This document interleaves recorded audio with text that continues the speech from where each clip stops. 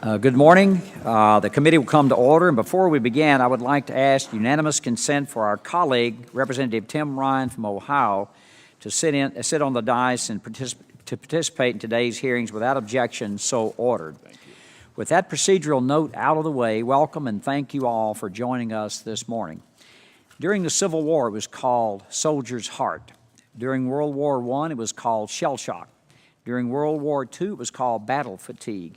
Today, we know it as post-traumatic stress, and the last fiscal year alone, almost 600,000 veterans sought care for it in the Department of Veterans Affairs. Today's hearing, we're going to discuss whether the current system of VA healthcare services and benefits effectively promotes wellness and supports veterans with PTSD in seeking treatment. VA exists to provide veterans with PTSD or any other condition that may be connected to a veteran's time in uniform with the care they need to live healthy, whole lives. Accordingly, the array of benefits and services that VA provides to veterans who have been diagnosed with PTSD is most impressive and expanding.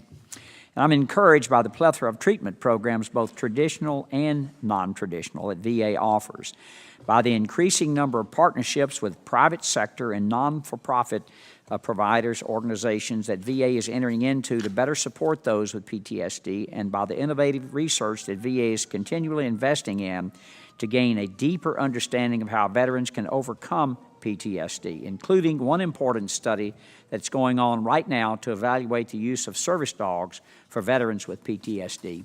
I very much support the research and look forward to reviewing its results when they become available. I also look forward to holding a separate hearing this Congress to discuss more in-depth an issue we will briefly touch on this morning: the benefits of complementary and integrative medicine for veterans and actions needed to spread both the awareness and the availability of non-traditional techniques that can do a world of good for those struggling. But this morning, I want to focus on the perennial problem of PTSD among our nation's veterans and what more we as a grateful nation can be doing to support veterans who may be struggling to seek help and to embrace recovery.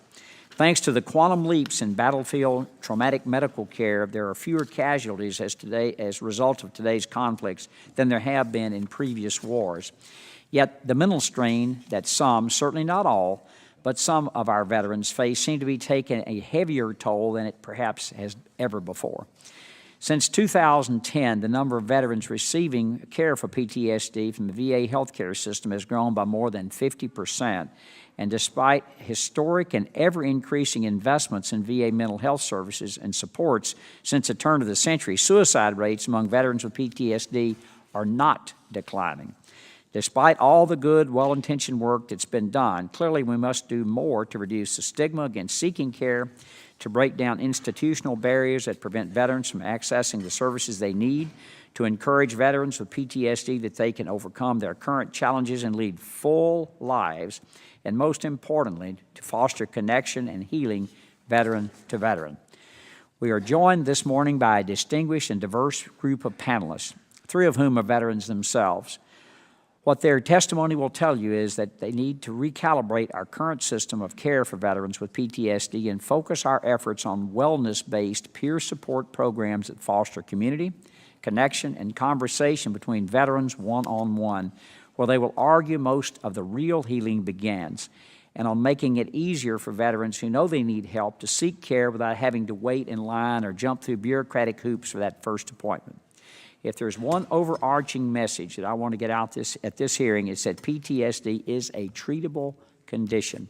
It is not a sign of weakness or defeat, and it does not have to represent a life of incapacity. For any veteran who may need it, there's hope.